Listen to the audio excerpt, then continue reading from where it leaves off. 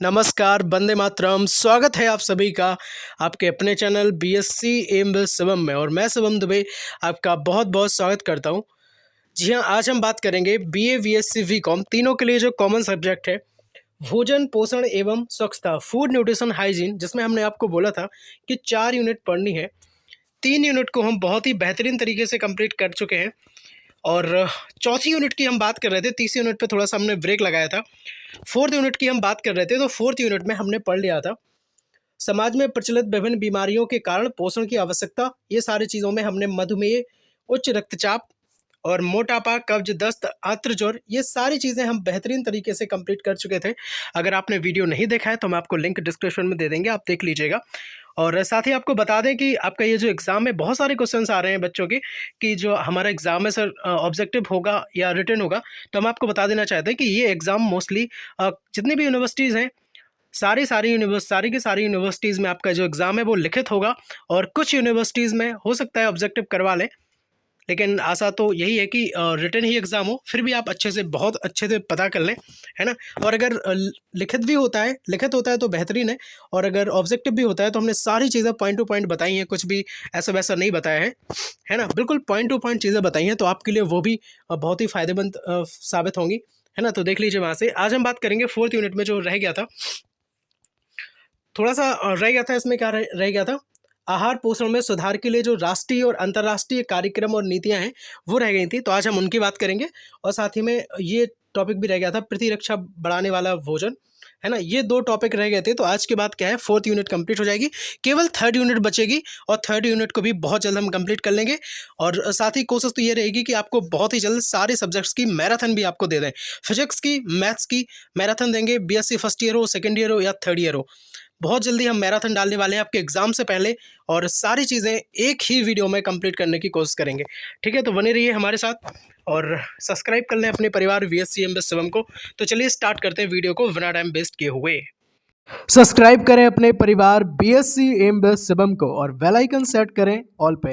साथ ही copy pen लेकर भी बैठ जाएं, क्योंकि आगे ज्ञान का सागर है, बिकॉज हम पढ़ाते हैं हर चीज़ आपके लेवल की। आप लिखना स्टार्ट कर दें। राष्ट्रीय पोषण अभियान भारत सरकार का एक प्रमुख कार्यक्रम है, ठीक है, जो बच्चों, किशोरों और गर्भवती महिलाओं एवं स्तनपान कराने वाली महिलाओं के पोषण संबंधी सुधार के लिए कार्य करता है। ठीक है, ये किस लिए कार्य करता है? सीधी बात ये है कि ये पोषण के लिए कार्य करता है, कुपोषण को दूर करने के लिए कार्य करता है। ठीक है, इसके लिए सभी मंत्रालयों के बीच एक साथ समन्वित तरीके से काम करने की मांग करता है। कोई बात नहीं, अगर आपको समझ नहीं आया तो सीधी-सीधी बात ये है कि ये जल्दी से जल्दी कुपोषण को कम कैसे किया जाए, इस पे ये काम करता है। आपसे अगर सीधा-सीधा कोई पूछ ले कि ये कैसे काम करता है, तो आप सीधा-सीधा आंसर दे देना उसे कि ये कुपोषण को दूर करने के लिए ये अभियान चलाया गया था, ठीक है? और इसकी शुरुआत कब हुई थी? तो इसकी शुरुआत जो है पीएम मोदी द्वारा 2018 मार्च 2018 में की गई थी। बिल्कुल एग्ज़ैक्ट पॉइंट है। अगर आपसे ऑब्जेक्टिव क्वेश्चन होता है, तो इस तरह से अगर पूछा जाता है, तो आप सीधा-सीधा इसमें आंसर दे सकते हैं, ठीक है?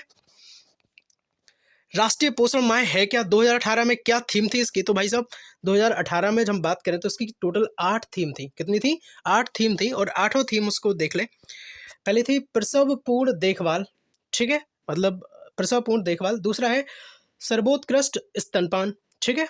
जो स्तनपान कराने वाली महिलाएँ हैं या जो गर्भवती महिलाएँ हैं, उनकी देखभाल करना, है ना? पूरक आहार में मतलब पोषण तत्व जो हैं, पोषक तत्व हैं, उनसे भरपूर आहार का मिलना।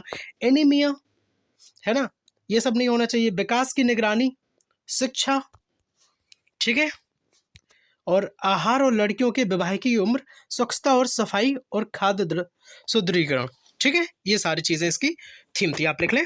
2019 के लिए क्या है? स्वास्थ्य के लिए हितकर भोजन खाओ, ठीक है? 2019 के लिए ये टैगलाइन है मोस्टली। ये क्या है? एक टैगलाइन है। अगर आपसे पूछ ले कि ये क्या है, तो आप कह देना कि ये टैगलाइन है। ये उसकी थीम थी, ये विषय था उसका 2019 के लिए, ठीक? अब सुनो, अब हेडिंग डाल लो, पोषण संबंधी कार्यक्रम, ठीक? यही जो आपके एग्जाम में आएगा। बिल्कुल यहाँ से क्वेश्चन बनेगा और जरूर बनेगा। आईएमपी डाल दें, आईएमपी नहीं, मैं तो कहता हूँ वीवीआईएमपी डाल दें, ठीक है? चलो, नीति आयोग। सबसे पहले देखो, नीति आयोग द्वारा यह कार्यक्रम चलाया गया, ठीक है? किसके द्वारा चलाया गया पोषण संबंधी कार्यक्रम? नीति आयोग के द्वारा चलाया गया। अब हमें बता दीजिए कमेंट करके कि नीति आयोग का अध्यक्ष कौन होता है, ठीक है? और ये भी बताना साथ में कि नीति आयोग किसका बदला हुआ नाम है। ठीक है चलो, और ये कब बदला गया था? नीति आयोग द्वारा यह कार्यक्रम चलाया गया था जिसमें 2022 तक कुपोषित मुक्त भारत, या हम बात करें कुपोषण मुक्त भारत, क्या है, कुपोषण मुक्त भारत का लक्ष्य जो है वो रखा गया था। ठीक है चलो, हो सकता है वीडियो आपको फास्ट लगे, लेकिन रोक रोक कर लिख लीजिएगा, क्योंकि हम चाहते हैं कि कम टाइम में ज़्यादा चीज़ें आपको मिल जाए। हर साल में जो है 1 सितंबर से 7 सितंबर तक, कब, 1 सितंबर से 7 सितंबर तक न्यूट्रिशन पोषण सप्ताह मनाया जाता है। अगर ऑब्जेक्टिव भी होता है तो उसमें पूछते हैं कि न्यूट्रिशन पोषण सप्ताह कब मनाया जाता है, तो आप लिख देना 1 सितंबर से 7 सितंबर तक मनाया जाता है। ठीक है चलो, नेक्स्ट लिखो। अब सरकार ने क्या किया, कुपोषित मुक्त भारत, क्या है भाई, कुपोषित मुक्त भारत जो है उसका नाम बदला है। नाम बदल के क्या कर दिया है, उसका नाम बदल के कर दिया है नेशनल न्यूट्रिशन प्रोग्राम, राष्ट्रीय पोषण कार्यक्रम। ठीक है, क्या है भाई, राष्ट्रीय पोषण कार्यक्रम कर दिया है। ठीक चलो, एक और बात देखो, 2021 और 21-22 में निर्मला सीतारमण द्वारा जो बजट पेश किया गया था उसमें उन्होंने क्या किया, पोषण कार्यक्रम, ठीक है, और पोषण अभियान, राष्ट्रीय पोषण अभियान जो था, राष्ट्रीय पोषण कार्यक्रम जो था, उन दोनों को मर्ज कर दिया है। ठीक है, और साथ में ही उसका क्या किया है, साथ में ही अपने वित्त जो अपना बजट पेश किया है उनमें दोनों को साथ में इंक्लूड कर दिया है। ठीक चलो, नेक्स्ट देखो, राष्ट्रीय पोषण कार्यक्रम के अंतर्गत विभाग, मतलब क्वेश्चन ऐसा आएगा कि राष्ट्रीय पोषण कार्यक्रम के अंतर्गत कौन कौन से केंद्र आते हैं। ठीक है, बिल्कुल सीधा सीधा क्वेश्चन बनेगा यहाँ से। चलो, या आपसे ऐसे पूछ लें कि अगर ऑब्जेक्टिव होता है तो आपसे ऐसे पूछ सकते हैं कि बताइए राष्ट्रीय पोषण कार्यक्रम के अंतर्गत कौन कौन से विभाग आते हैं, और हो सकता है इनमें 2-3 अलग दे दे और एक आध इनमें से दे दे, है ना। चलो, तो इनमें से है कौन सा, आंगनवाड़ी केंद्र, ये क्या है, राष्ट्रीय पोषण कार्यक्रम के अंतर्गत आते हैं, ये भी उसका केंद्र है। ठीक, दूसरा प्रधानमंत्री मातृ वंदना योजना, ये भी है। तीसरा है आशा, तीसरा कौन सा भी, आशा प्राथमिक स्वास्थ्य केंद्र, ये है। चौथा कौन सा है, सामुदायिक केंद्रों में। ठीक, पांचवें की बात करें, सहायता समूह के माध्यम से राष्ट्रीय पोषण अभियान। ठीक है, तो पांचों के पांचों आप राइट कर लें।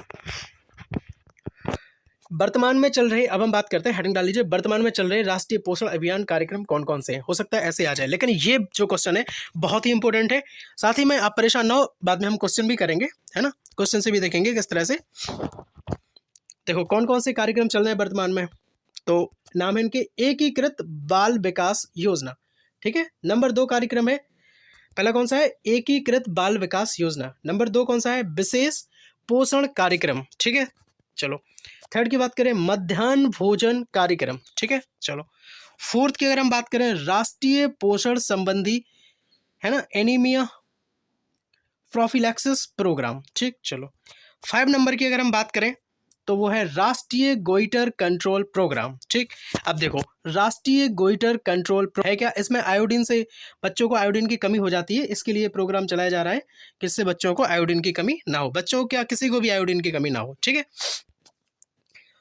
चौथे नंबर की बात करें, राष्ट्रीय पोषण संबंधी एनीमिया प्रोफिलैक्सिस प्रोग्राम, ये क्या है, इसमें लाल कोशिकाएं जो होती हैं वो कम होने लगती हैं। ठीक है, और खून की मात्रा, है ना, शरीर में प्रॉपर नहीं मिल पाती, तो इसके लिए कार्यक्रम चलाया जा रहा है कि ऐसी कमी कुछ भी ना हो, है ना। मिड डे मील की अगर हम बात करें तो दोपहर में भोजन जो है वो बच्चों को दिया जा रहा है, और बेसिकली ये जो कार्यक्रम भी है वो, इसका उद्देश्य क्या है हम आगे पढ़ेंगे। बच्चों के लिए है, गर्भवती महिलाओं के लिए है, 6 साल के जो बच्चे हैं, स्तनपान कराने वाली जो महिलाएं हैं, उनके लिए, उनके उद्देश्य को ही ध्यान में रखकर, है ना, उनको कुपोषण का शिकार ना हो, पूरा कंप्लीट पोषण मिले, इसी को ध्यान में रख करके यह अभियान चलाया गया था बेसिकली। तो मध्याह्न भोजन भी जो कहीं ना कहीं इसी के इर्द गिर्द इसकी गतिविधि घूमती है। ठीक है चलो, एकीकृत बाल विकास योजना क्या है भाई साहब, आपको ध्यान रखना है, 6 साल के बच्चे जो होते हैं, गर्भवती स्तनपान कराने वाली महिलाएं होती हैं, उनके लिए ये एकीकृत बाल विकास योजना चलाई जा रही है। और विशेष पोषण कार्यक्रम की हम बात करें तो ये क्या है, पूरा आहार देना जिसमें पोषक तत्वों की भरपूर मात्रा हो। ठीक है, नेक्स्ट क्वेश्चन है, हम बात करेंगे क्वेश्चन की। तो क्वेश्चन क्या है भाई, क्वेश्चन है राष्ट्रीय पोषण कार्यक्रम का लाभ किसे प्रदान किया जाएगा, है ना। तो राष्ट्रीय पोषण कार्यक्रम का जो लाभ है वो किसे प्रदान किया जाएगा, तो इसका आंसर है गर्भवती महिलाओं, नवजात शिशुओं, धात्री महिलाओं, किशोरियों व बच्चों को प्रदान किया जाएगा। सीधा सीधा ऐसे यहाँ से क्वेश्चन बनेगा, तो आप सीधा सीधा आंसर लिख दीजिए, या हो सकता है ऑब्जेक्टिव में पूछ ले कि राष्ट्रीय पोषण कार्यक्रम का लाभ किसे प्रदान नहीं किया जाएगा। हो सकता है इनमें से 3-4 क्वेश्चन दे दें और एक ऐसा देते हैं जिसे नहीं किया जाएगा। तो आप बहुत अच्छे तरीके से, बेहतरीन तरीके से लिख दें, बाद में लिख लें। बाद में हमें ये नहीं चाहिए किसी से कि हमारे कम नंबर आए या हमें समझ नहीं आया चीज़ें। सारी चीज़ें बहुत अच्छे से बता रहा हूँ, आप बहुत अच्छे से कर लें, और हो सकता है कि बहुत जल्दी हम आपकी मैराथन भी शुरू कर दें। ठीक है, नेक्स्ट देखो, नेशनल न्यूट्रिशन प्रोग्राम का उद्देश्य क्या है। अभी हम बात कर रहे थे उद्देश्य की, वेरी वेरी इंपॉर्टेंट क्वेश्चन। इस प्रोग्राम का उद्देश्य है देश के बच्चों व गर्भवती महिलाओं को कुपोषण से बचाना है। ठीक है, किससे बचाना है भाई, मैन किससे बचाना है भाई, कुपोषण से बचाना है। ठीक है, चलो लिखते रहे ना। नेक्स्ट क्वेश्चन है एनएनपी। एनएनपी क्या है, बता सकते हो क्या। नेशनल न्यूट्रिशन प्रोग्राम है ना, के अंतर्गत कौन कौन से केंद्र आते हैं। आंगनबाड़ी केंद्र आते हैं क्या, आपको बताना है ना, और हमने आपको केंद्र ऊपर बताए भी हैं। ये क्वेश्चन वहां से कर लीजिएगा। एकीकृत बाल विकास योजना के तहत किसे लाभ प्रदान किया जाएगा। देखो अभी हम वो क्वेश्चन देख रहे थे, उसमें था कि एकीकृत, देखो अभी हम बताते हैं आपको कौन सा क्वेश्चन है। ये रहा, एकीकृत बाल विकास योजना के अंतर्गत हम आपसे कह रहे थे कि 6 साल के जो बच्चे हैं, गर्भवती महिलाएं हैं, स्तनपान कराने वाली महिलाएं हैं, उनके लिए है। तो ये वही से क्वेश्चन है। एकीकृत बाल विकास योजना के तहत किसे लाभ प्रदान किया जाएगा। तो इस योजना के तहत 6 साल के बच्चों, गर्भवती महिलाओं और स्तनपान कराने वाली महिलाओं को स्वास्थ्य सेवा आदि को लाभान्वित किया जाएगा। ठीक है, बेहतरीन तरीके से लिख लें। नेक्स्ट टॉपिक जो लास्ट रह गया है, लास्ट टॉपिक को हम कंप्लीट करेंगे, प्रतिरक्षा बढ़ाने वाला भोजन। ठीक है, चलो ऐसे भी हम धुआं कर देंगे। इसके बाद 4th यूनिट जो है वो आपकी कंप्लीट हो जाएगी और केवल 3rd यूनिट आपकी बचेगी। लिखो, नोट्स बनाओ, लिखते रहो। ऐसे कई कारण हैं जो इम्यून सिस्टम या प्रतिरक्षी तंत्र और संक्रमण से लड़ने की क्षमता को क्या करते हैं भाई, प्रभावित करते हैं। ठीक है, कौन कौन से ऐसे कारण हैं जिन्हें प्रभावित करते हैं। जो एक तो नींद की कमी, दूसरा है कसरत एक्सरसाइज का ना करना, तीसरा है तनाव या चिंता की अगर हम बात करें तो ये चीज़ है। 4th अगर हम बात करें सही आहार, मतलब क्या है सही आहार का, सही आहार का मतलब है पोषण युक्त भोजन जो है वो ना लेना। ये भी क्या करता है, कहीं ना कहीं आपके इम्यून सिस्टम को प्रभावित करता है, आपके संक्रमण की दर को बढ़ा सकता है। और आजकल तो खान पान मेन हो गया है ना। सही आहार लोग करते कहाँ हैं आजकल, है ना। जब देखो जंक फूड, फास्ट फूड, ये सारी चीज़ें सबको अच्छी लगती हैं आजकल, है ना। यही तो नुकसानदायक होती है हमारे शरीर के लिए। प्रतिरक्षा बढ़ाने वाले कुछ ऐसे जरूरी माइक्रो न्यूट्रिशन जो एक स्वस्थ पौष्टिक आहार का हिस्सा है वह अवश्य होने चाहिए। ठीक है, अब कौन कौन सी चीज़ें हैं वो है देखो जिंक, दूसरा है आयरन, तीसरा है कॉपर तांबा, चौथे की बात करें फॉलिक एसिड, पांचवा है विटामिन ए, B6, आपको बताना है कोबाल्ट। कोबाल्ट जो होता है वो किस विटामिन में पाया जाता है, क्या B12 में पाया जाता है या B6 में पाया जाता है, आप कमेंट करके हमें ज़रूर बताएं। अगर हम बात करें विटामिन ई, तो ये सारी चीज़ें हैं जिसमें होनी चाहिए, ऐसे हमें भोजन करने चाहिए। ठीक है, चलो वैसे तो चलो अब हम बात करते हैं प्रतिरक्षा बढ़ाने वाले जो भोजन है वो क्या है, क्या हम इंक्लूड करें अपने भोजन में जिससे प्रतिरक्षा या हमारे शरीर से लोग जो रोग प्रतिरोधक क्षमता है वो इंक्रीज हो। तो स्वास्थ्य जीवन जीने की लड़ाई में इम्यून सिस्टम, है ना, थोड़ा सा हमने ऐसा लिखा है ऐसे, स्वास्थ्य जीवन जीने की लड़ाई में इम्यून सिस्टम रोग प्रतिरोधक क्षमता सबसे बड़ा हथियार है ना। तो कौन कौन सी है, हम अपने भोजन में शामिल कर सकते हैं। केला, बनाना को शामिल करेंगे, राजमा को शामिल करेंगे, शकरकंद, गुड़ को शामिल करेंगे, है ना। नेक्स्ट हम छोले को शामिल करेंगे, कद्दू, बादाम, आंवला, दही, पपीता, है ना। और क्या है भाई, अखरोट, गाजर। आपको बताना है विटामिन ए सबसे ज़्यादा किस में पाया जाता है ना। आप कमेंट करके ये भी बात हमें जरूर बताएं, लिख दिया करें। आप अगर चीज़ें लिखते हो तो आपको याद हो जाती है चीज़ें, है ना।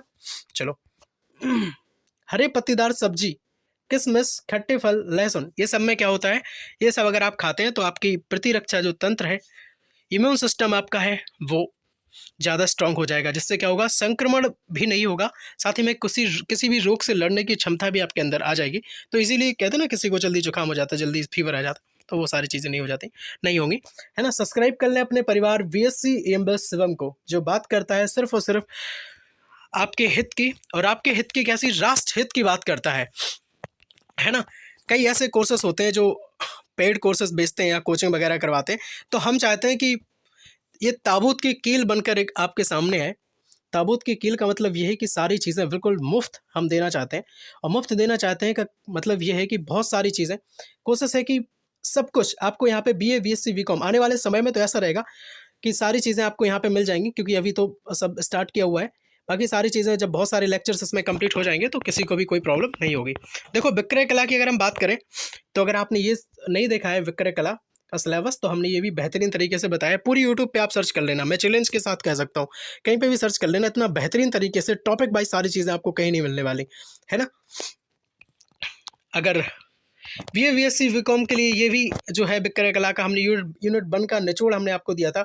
इसमें अर्थ, परिभाषा, उद्देश्य सारी चीज़ें हमने आपको पाठ्यक्रम के अनुसार आपको बताई थी, है ना। यूनिट 1 हमने बिल्कुल बिल्कुल कंप्लीट कर दी थी, और टैग भी लगा दिया था कि यूनिट 1 जो है वो हमारी कंप्लीटेड हो चुकी है। इसमें हमने आपको बेहतरीन तरीके से एक प्रभावी विक्रेता के क्या गुण होने चाहिए, व्यक्तिगत बिक्री, विशेषताएं, प्रक्रिया, विक्रय संवर्धन की तकनीकें जो होती हैं, सारी चीज़ें बिल्कुल आपके सिलेबस के अकॉर्डिंग आपको बताई हैं, है ना। सेल्समैनशिप ये ऐसा सब्जेक्ट है जो क्या करेगा, आपके एग्ज़ाम में अच्छे मार्क्स आपको दिला सकता है। उससे आपकी मार्कशीट भी है वो एक अच्छे नंबर आप ला सकते हैं। जो कहते हैं कि हमें जो ग्रेजुएशन में बी, बीएससी, बीकॉम में अच्छी परसेंटेज नहीं आती, आपकी आएगी, बहुत बेहतरीन आएगी, है ना।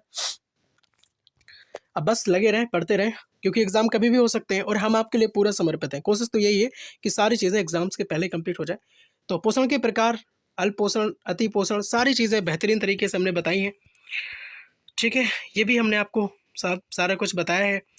फूड न्यूट्रिशन, हाइजीन पूरा ही बेहतरीन तरीके से कंप्लीट किया हुआ है। अगर नहीं देखा है तो सारी चीज़ें प्लेलिस्ट आप ज़रूर विजिट कर लेना एक बार, ठीक है। प्लेलिस्ट ज़रूर विजिट कर लें, सारी चीज़ें बेहतरीन तरीके से हमने आपको बताई हैं, ठीक है। चलो ठीक है, फिर मिलते हैं अगली वीडियो में। सब्सक्राइब जरूर कर लें अपने परिवार बीएससी एमबीए शिवम को।